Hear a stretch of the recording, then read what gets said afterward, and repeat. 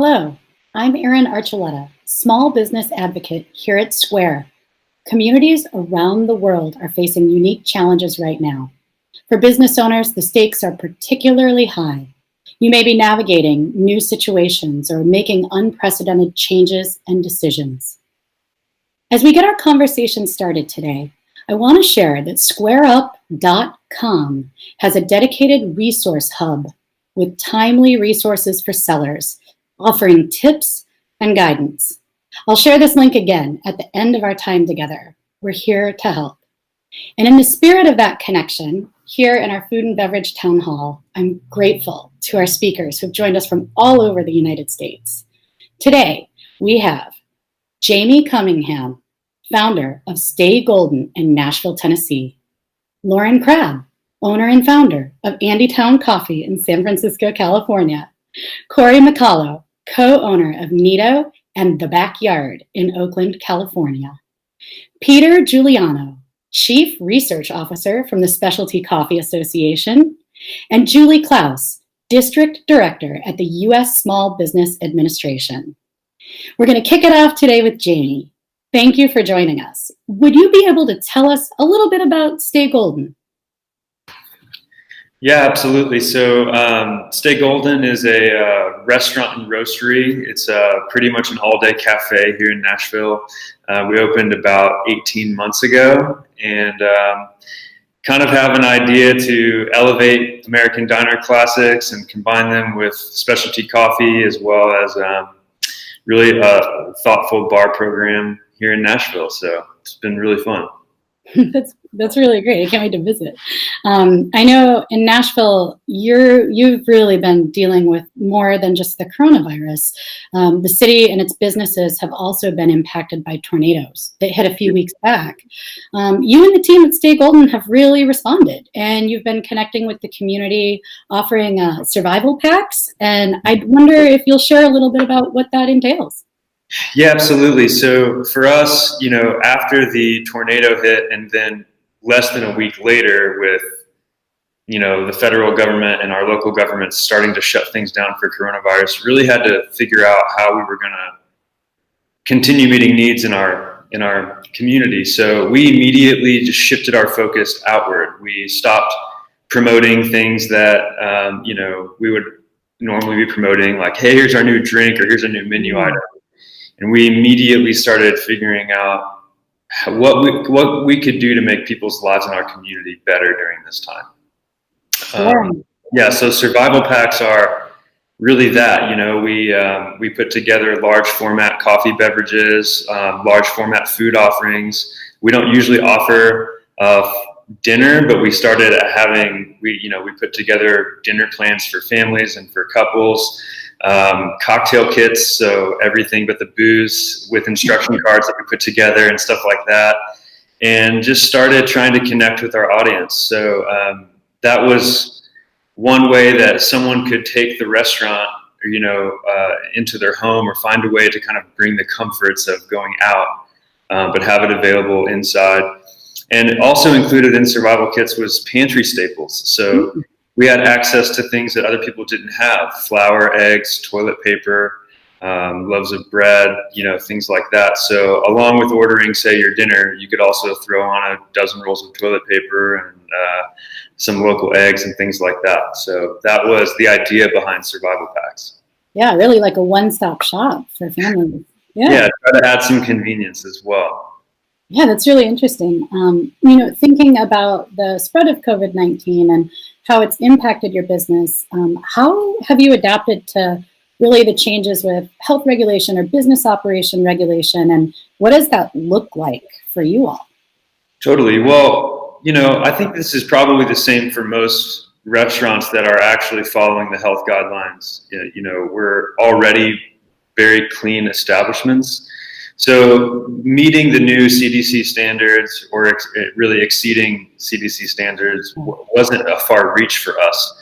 But we started doing things that weren't necessarily involved with that. We started sanitizing door handles and iPad screens and stuff like that regularly. At first it was every hour, and then it was every 30 minutes. And frankly, at this point, it's pretty much between every transaction, because we don't have a lot of transactions happening inside anymore, right?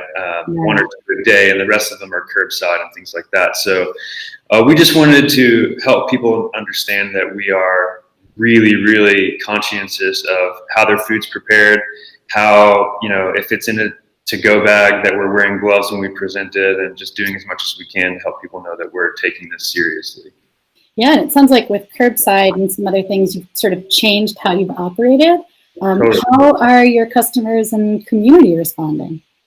Really well. I think, honestly, a lot of our community appreciates the curbside pickup, and I think will probably continue doing it. There are a number of things that we've realized through this process that I think are going to change our business permanently. Yeah. I think we might touch on a little bit more of that later. I know that certainly I've been hearing from business owners that we're all learning new ways to operate, and maybe even some new tricks. So I'm going to likely ask you about that later. Sure. Yeah, absolutely. Great. Now I'm going to take it to Lauren. Lauren, I'm here in the Bay Area also, and can proudly say I'm a regular at Andytown. You're super close to where I live and work. But for folks tuning in, maybe you could share a little bit about your business so they could learn a little bit more about what Andytown is.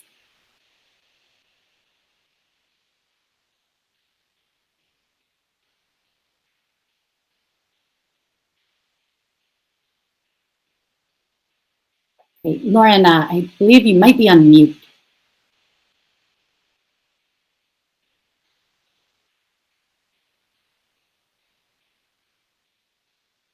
Okay, we'll come back to Lauren as she gets her audiovisual set. So Cory, also here in the Bay Area, you're in Oakland, California. I wonder if you'd be able to share with our viewers today a little bit about Nieto and the backyard. Sure.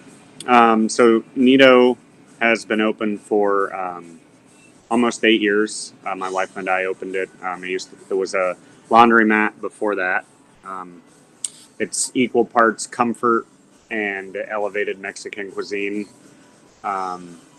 It's did really well, and 5 years ago we looked at expanding to a new concept that we wanted from day one called the backyard, which is quite literally and figuratively in our backyard. It's a block and a half away from Nieto, and instead of 1,000 square feet, it's 30,000 square feet. Wow.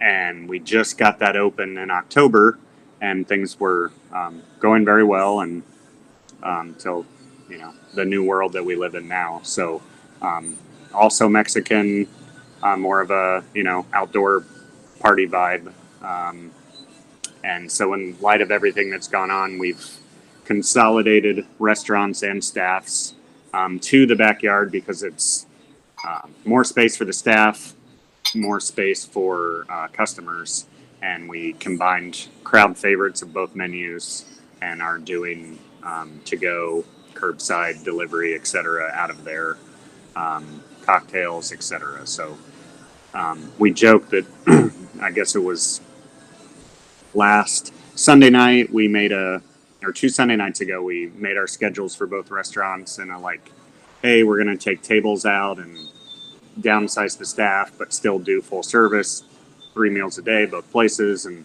then in 24 hours, that became, now we're closing one of them, consolidating everything, and then that changed again. So we've become pros at on-the-fly restaurant creation, I think, in the last 10 days. So I'm sure it will change again.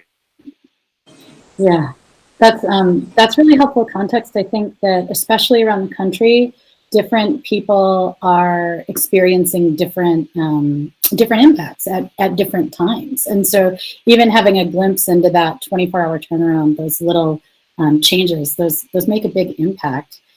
So you and the team actually, besides just thinking about the model, you've also been really creative in terms of outreach to customers. You've changed your hours in a way that maybe others haven't yet considered. But you've actually expanded your hours to 7 days a week for service and are exploring delivery and pickup. I'd just be curious to get your feedback on how that's going. Yeah, Sylvia and I really gritted our teeth on opening Mondays. That was like a sacred thing for us. And now we have a 4-year-old daughter. So, and I have another full-time job. So Monday was the like, don't mess with that day. But we realized we had to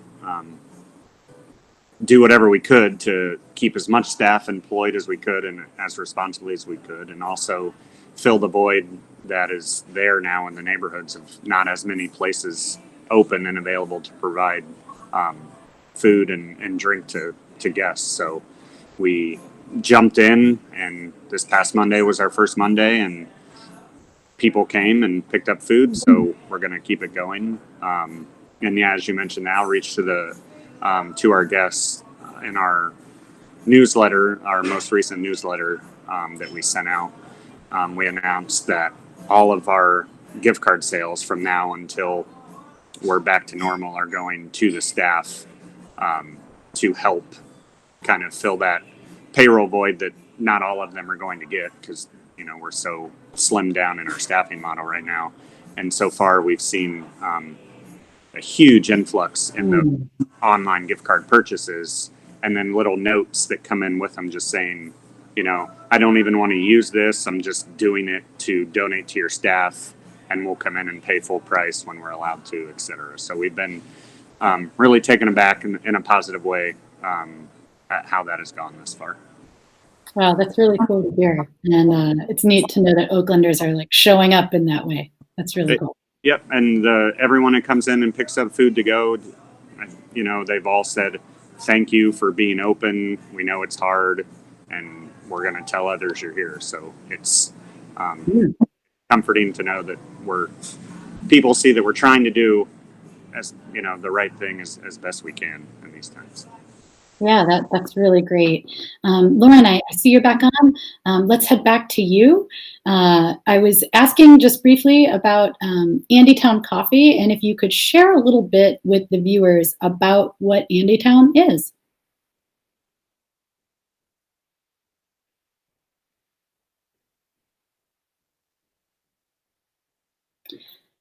We may have to come back to Lauren in another format. Okay. So I'm going to continue the conversation along in the spirit of coffee. Peter, let's go to you.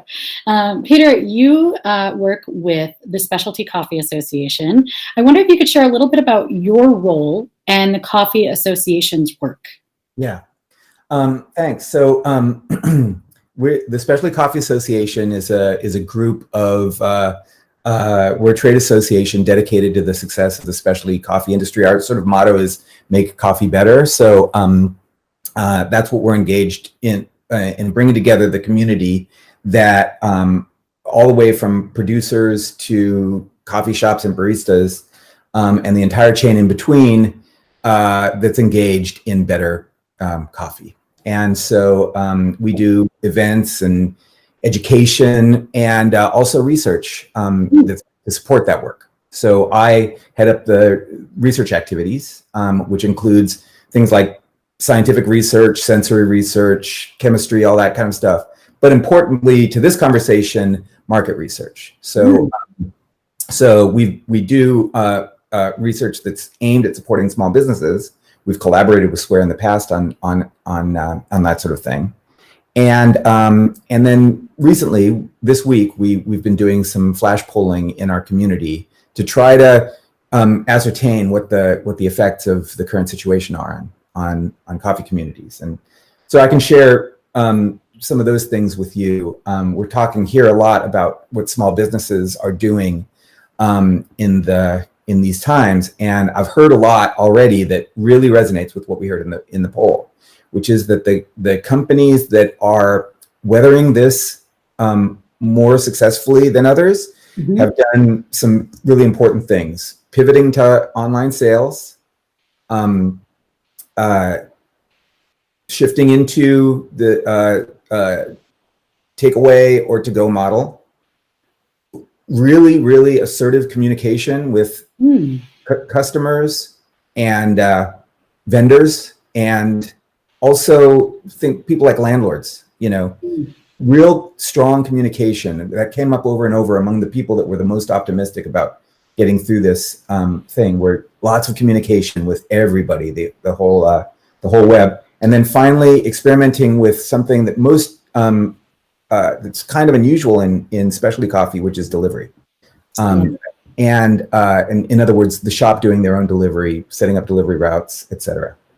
I was talking to one in our community, Nicholas Cho from Wrecking Ball Coffee, and he said that through trying to innovate in these ways and working really hard at it, they were able to get up now to pre-crisis levels, which is astonishing. So there is some opportunity here. I love to hear these stories that have already been shared here, there's a lot of anxiety and suffering out there in the coffee community for sure. But there are these opportunities for innovation and finding ways to adapt. Yeah, that's really inspiring to hear. And it sounds like the pieces around both proactive communication and then also consistent communication really fall into play. Outside of sort of that research and sharing component, are there other ways that the Specialty Coffee Association works with small business owners? Yeah, well, as I mentioned, education is a big thing that we do. So we have a network of coffee educators that work, and we develop curriculums and help them do this work. And so learning how not only to some business tools, but also things like, how to prepare coffee properly, how to train baristas, how to taste coffee, etc. That's a big part of the way that we support businesses. Oh, that's really interesting. I know one thing that's really been sought out in our Square seller community, I'll talk about that a little later, is that people are also interested in learning at this time. So that's really interesting. Yeah, we're focusing some efforts right now on the crisis, but are very aware that people are eager to take the time that they have at home to learn more and develop themselves. So yeah, we're hearing that too. That's great. That's great to hear, thinking about all sides. I know that you're privy, of course, to how the coffee business is operating across the globe. You've seen it both in good times and in bad. You've seen really interesting insights into places like Tokyo. And in Tokyo, the coffee industry already relies heavily on delivery and on pickup. Is there anything that you think the U.S. market could learn from Tokyo? Yeah, I think that's exactly something that I've noticed. Delivery is much more common in Asia than it is here, and is becoming more common in Europe as well. And so, it's interesting. Some have taken this opportunity to say, okay, we're going to figure this out, and have started to do things like delivery. And I like the conversation too about curbside service, because I'm a parent of young kids, and I remember the kids sleeping in the car and wanting to get some coffee, and things like delivery and curbside service are really important in good times as well. Yeah. So I do think that that's going to have an effect there, and that's an innovation I think that we can learn during this time.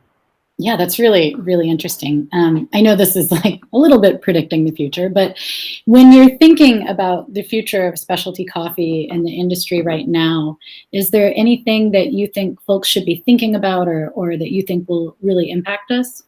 Yeah, well, one is that delivery component. I mean, one of the biggest coffee companies in the world, Luckin in China, is based significantly on a delivery model. So it can be done is something that's important there, and I think that's going to be a big change. Besides being a kind of a researcher, I'm also a coffee history geek. Oh. And so the thing that I do, one of the things that I've done is look at the 1918-19 pandemic, the influenza pandemic that happened a little over 100 years ago, and what was happening in the coffee trade at that time. And there are some interesting insights, and the one that I'll share with you though is that the coffee industry grew dramatically in the wake of that time. Like now, restaurants were impacted, coffee shops were impacted. The entertainment industry which was all live at that time, was very heavily impacted. So there was strong economic impact. But many in the wake, after things started to come back to normal, coffee came back with very, very strongly. And in fact, there was twice as much value created by coffee in 1920 than there had been in 1915. So Wow. that shows you that even in 5 years, when 2 of them were being consumed by the 1918 pandemic, there was still growth afterwards. So I think, to me, that's a message of hope. That it's very likely that or at least possible that coffee will thrive in its way through this situation. No, that's really interesting. And that perspective, that historical perspective, is really an interesting lens when we're considering now and being in an acute moment, right? So thank you. That's really helpful. I believe that Lauren is back on the line via telephone. Lauren, are you here with us? Yes, I swear I know how to use a computer. I really do. It's okay. Taking me back to my days as a radio DJ. It feels normal. Yeah, I'm a barista. I'm not a technology wizard, I swear. We are all now learning new technologies as we are going. I wonder, though, would you be able to share with our viewers a little bit about Andytown and what you all do? Yeah, absolutely. So we are a coffee roasting company. We started 6 years ago. We actually just had our 6-year birthday on Sunday. We usually have like huge block parties and like giveaways and stuff, and it was the most somber birthday we've ever had. But yeah, we are 6 years old, and we bake all of our own pastries. We have 4 cafe locations.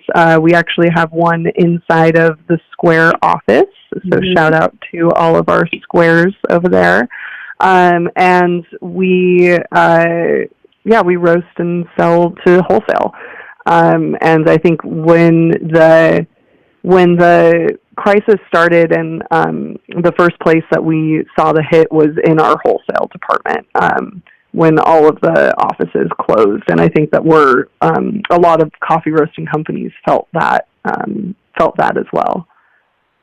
Got it. That's helpful insight. I know that Andytown has really robust social media, and you all have been communicating regularly on social media, and even a little bit about how you've been supporting the medical community and others. I'd love to hear a little bit more about that and kind of how the response and dialogue has been. Yeah, so we about this time last week, I was feeling really hopeless and just kind of like scrolling through Twitter, reading all of the horrible news coming out. And I saw a tweet from someone who was like, hey, like, wouldn't it be a great idea to buy restaurant takeout and send it to hospitals? And they were trying to put together some like big fund, like asking for donations of like $1,000 and this and that. And I looked at that and I was like, I can do that, but I can do that like 1 cup of coffee at a time. So what I did was I created a page on our website where customers could go on and 1 cup of coffee for healthcare professionals. So what the website, what that program is doing is like, it's keeping us in business because people are still buying coffee, but the coffee that they're buying isn't going to them, it's going to a hospital. So like this time last week, like I had to, reduce my hours for 45 people, where they were just no longer on the schedule, and it was like looking pretty bleak. And this program and the revenue that it's provided us has allowed us to add back about five employees right now. So it's really like saving us in many ways. And it's also allowing us, like, my favorite part about this is that now we get to spend our days like delivering coffee and pastries to hospitals, and that's like the most amazing gift that our customers have given us, is that we get to really brighten people's days. Right now the people that we're delivering to, they're working like 12, 15-hour days, and they're not able to leave the facility. And even if they could leave, all the restaurants nearby them are closed. So there's really not a lot of food and coffee options for hospital workers right now. So when we show up with our, 100 scones and like jugs of coffee, they're like so stoked. And so it's really great that our customers are able to let us do that. That's really incredible. And when you think about the direct call to community, that's bridging everyone.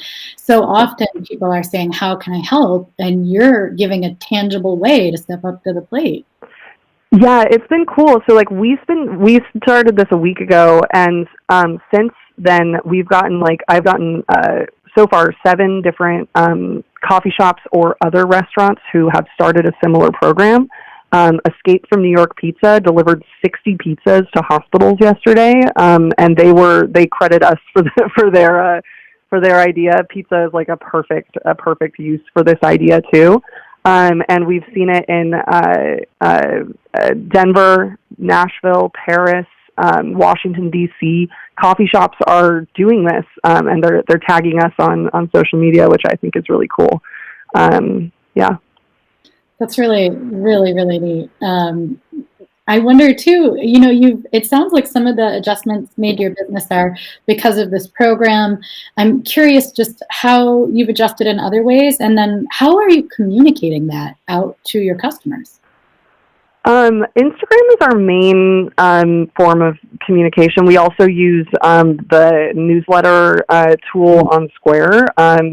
And it's been pretty amazing just engaging with people, because we have to, the way that we're doing this coffee delivery is so people can donate as little as 1 cup of coffee, but when we go to a hospital, we're bringing upwards of 100 servings to the units. So we're getting people who inquire, and they're like, hey, I'm a nurse, and I get to, message them on Instagram and set up a delivery. And then on the other side, we have customers that are really stoked to help us, where they're like, hey, I really wanted to help you out, but I didn't want any coffee in my house, or I didn't want to leave my house to go to your cafe and buy something. So this is a really cool way for them to feel like they're to actually be helping us, and also the healthcare professionals who are working really hard. Wow, thank you for sharing that. That's really interesting. And I know we'll come back in a little bit about other ways that maybe people's models have changed or shifted. Now I'm going to take it to Julie, now that we're in a place in terms of thinking about recovery and thinking about next steps. Julie, I wonder if you would share a little bit about what the Small Business Administration does and its work. Okay, thank you, Erin. Thank you to Square for this platform, and I'm enjoying hearing the stories of our fellow panelists as well. But a Small Business Administration, SBA, for people who aren't familiar with us, in normal conditions, we kind of offer services and programming in 3 major buckets. So there's, of course, financial assistance, everything from microfinancing all the way up to venture capital. Mm-hmm. We also help people who are interested in breaking into federal government contracting and have programs to help them get their way in and grow their business that way. And then also our technical assistance, if you will, free business advising, and low and no cost training programs. And so that's kind of our bread and butter, if you will, of programs and services.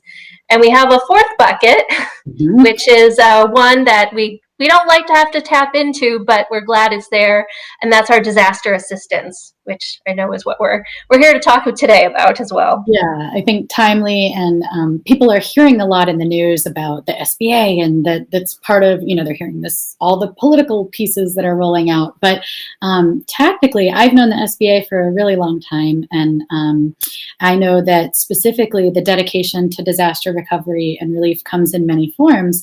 Specifically, I wonder if you'd be able to share, and I'm going to say this slowly, this is like the take notes part, about the Economic Injury Disaster Loan Program. Would you be able to share? Very good, very good. And because we're government and we reduce everything to an acronym, we can just call it IDLE. So yeah. IDLE Loan Program. And this is a program, we come in all the time and people don't even realize it when there's what we consider a more traditional disaster, like the wildfires or a hurricane, and we provide all types of lending assistance.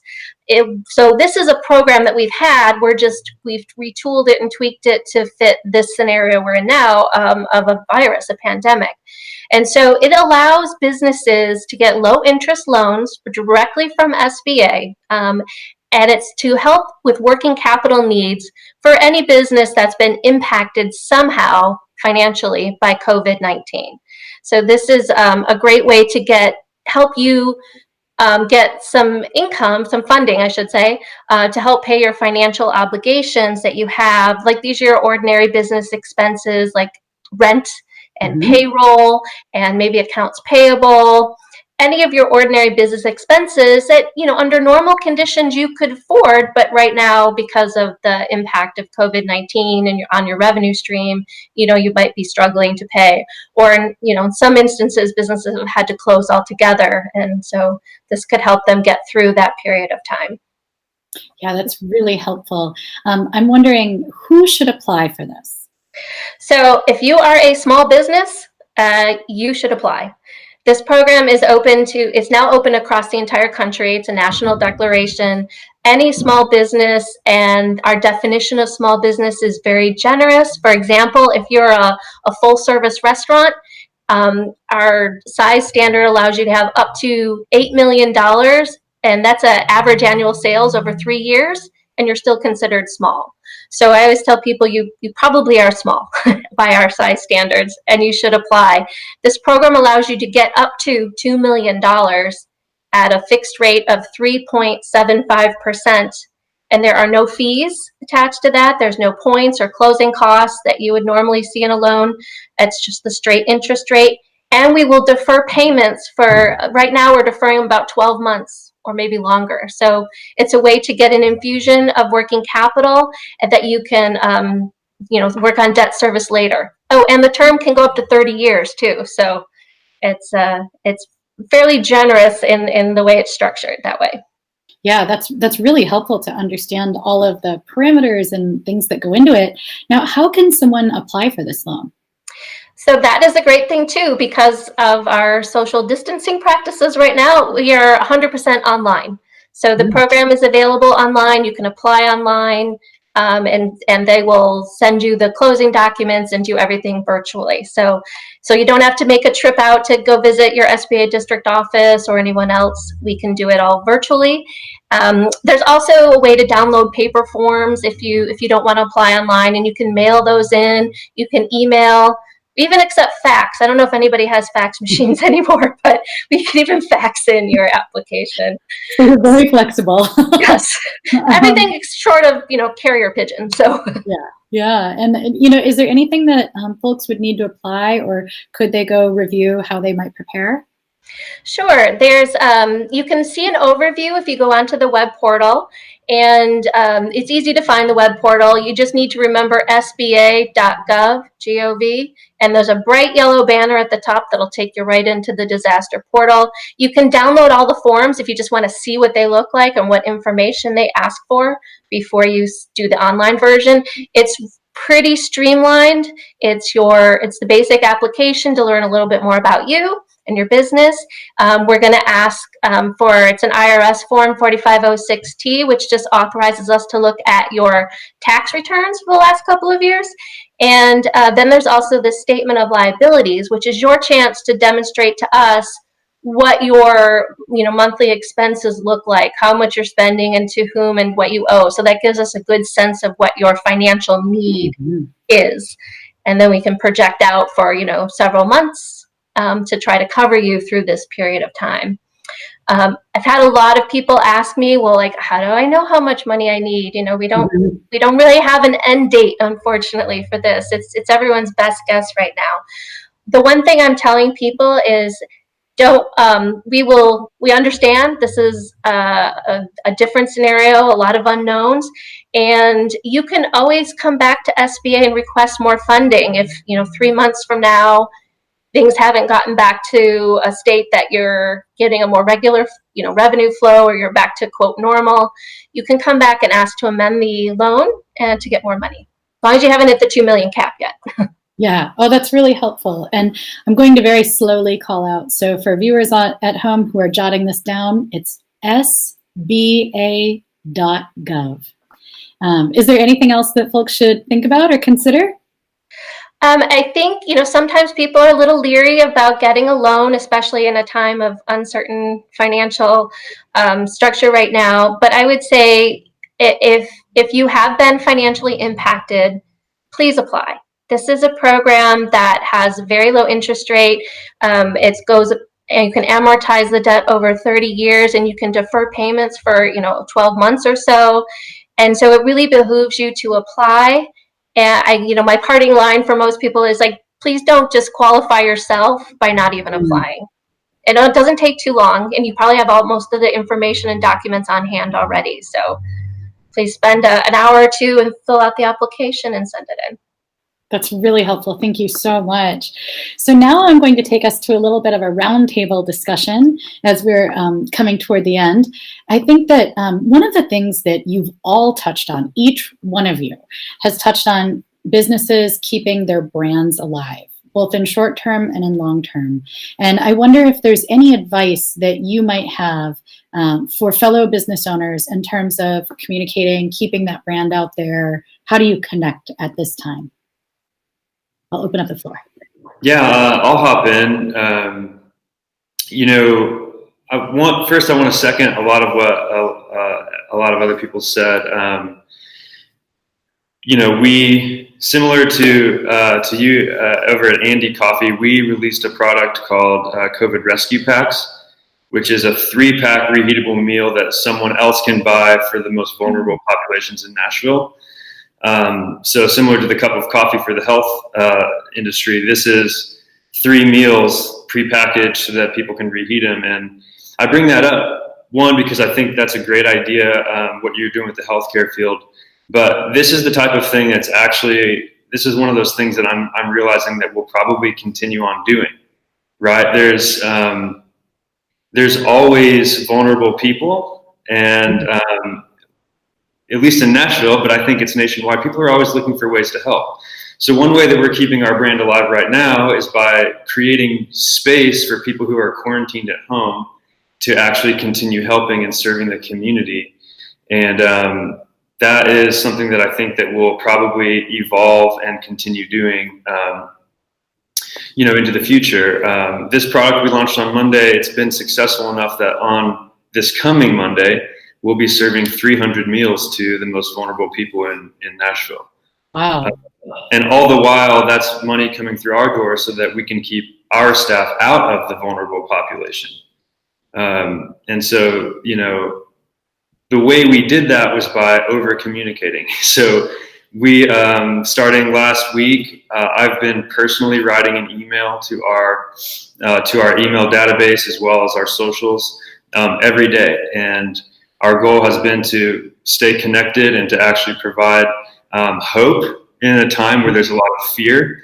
So we've been turning outward, trying to provide people with information, but also, hey, don't forget that there is an end to this, and we don't want to let fear and anxiety overtake us. So we can stay connected through technology, and then here's a way to help, and then here's this survival pack that will help you, have a good meal or whatever it is. But for us, for our brand, our motto is do unto others. So for us, we've been trying to find ways to help others do unto others through this process. And the feedback has been really good. That's really incredible. Anyone else with thoughts on how your model might change or how you might adapt in the future? That's really interesting, and that call out to community is really present. How about, I'm curious from all of you, because I know in the small business community, we look to one another all the time for resources, for ideas. Who else out there is inspiring you right now, or is doing something that you're curious to check out and try?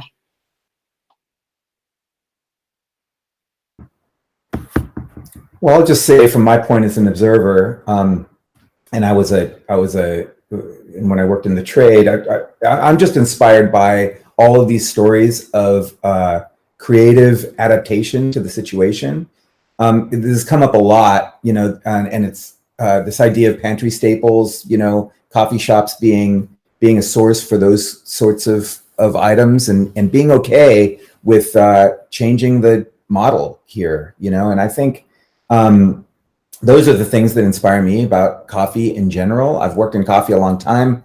This is my 31st year in coffee, so I've seen coffee adapt over time, and watching it happen really fast is I think really important and really good. And I think just watching, you know, coffee has this important role. Coffee shops and restaurants have these really important roles as anchor points for the community. And what I'm hearing is, in this time when we can't be physical anchor points for the community, we can still be strong entities within our communities using other communication media and stuff. So anyway, I think that's also a really powerful role that our businesses can have. Yeah, absolutely. Anyone else seeing things where you're seeing community come together online in new ways, or interesting ideas from other business owners?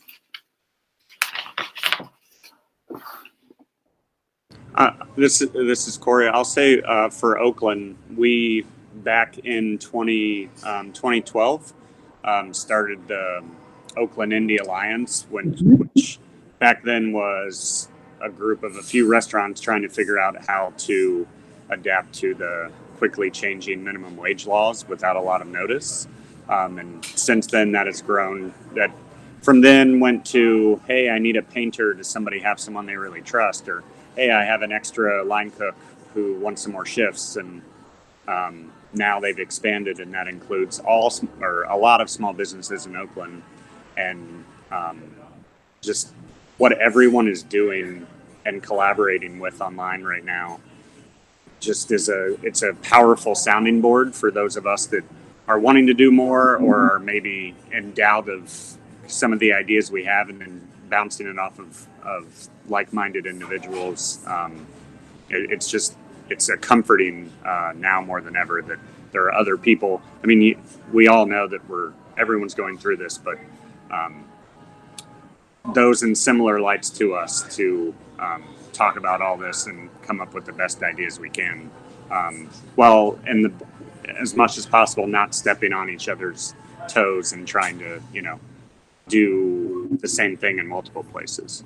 Yeah, that's really interesting too, is like this idea of collaborating and then also being careful, but not even being physically proximal. So I think that is really real. I know we're getting close to time. I want to give each of you a challenge, a quick one, a lightning round. Just one word of advice, or maybe it's 2 or 3 words, totally fine. But just a quick word of advice for any small business owner who's tuning in right now. And we can just go any order. Feel free to pipe in. I would just say, even though it feels like a desperate time, try not to make it about you.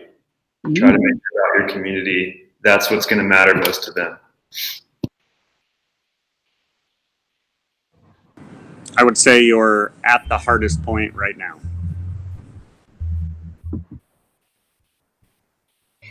I think for me, it's just taking it one day at a time, and always looking at, my son has been watching a lot of Frozen 2 lately, and I keep repeating, do the next right thing, which is a song in Frozen 2, for those of you who don't have four-year-olds. A phrase came to my head when I was listening to some of the people talk, and I think it's so important. It's something that I also, as a consumer, appreciate so much, is this idea of, you know, sort of alliterative, keep communicating compassionately. I think I'm seeing, you know, people act and with compassion, and that's so important at this time. So yeah, that's my. Great. And Julie? I would just say that this is a very scary and lonely feeling time, but you don't have to do it alone. We still have SBAs open for business and all of our resource providers. Those free business advisors are there by phone and email to support you. So you have some tough decisions ahead of you, or you want to just bounce your next crazy idea off them and see if you can find something that works. Please reach out to us, because we're really here to try to support you and get you through this really challenging time. That's great. And with all these messages of support, I want to say thank you to our panelists, and thank you for taking the time, you're sharing your expertise, your experience, and we're so grateful for you, and we'll be following all of your journeys. For our viewers tuning in, if you have questions or would like to connect with fellow business owners, please visit sellercommunity.com. You can also find more information about future discussions like these and other webinars and trainings there. And you can find the Square Resource Hub at squareup.com. So thank you so much for joining us today. Appreciative for all of you. And thank you and goodbye from all of us. Thank you for having us.